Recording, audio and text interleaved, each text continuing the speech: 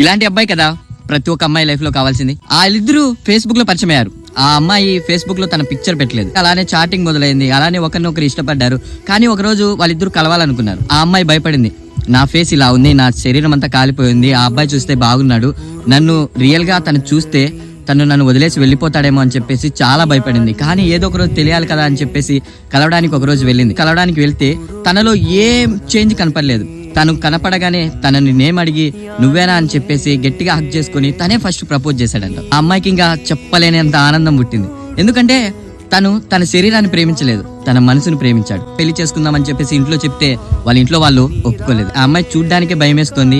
అలాంటి అమ్మాయితో జీవితాంతం ఎలా బతుకుతావు? ఆ అబ్బాయి మాత్రం ఒకటే చెప్పాడంట, ఆ అమ్మాయిని ఏదో చూసి నేను ప్రేమించలేదమ్మా, ఆ అమ్మాయిలో ఒక అమ్మని చూసి ప్రేమించాను, ఫైనలీ పెళ్లి చేసుకున్నారు. దీన్ని అంటారు మనసును చూసి ప్రేమించడం. అంటే ట్రూ లవర్స్ కి హార్ట్ సింబల్స్ కామెంట్స్ పెట్టకపోతే తప్పు మందే కదా.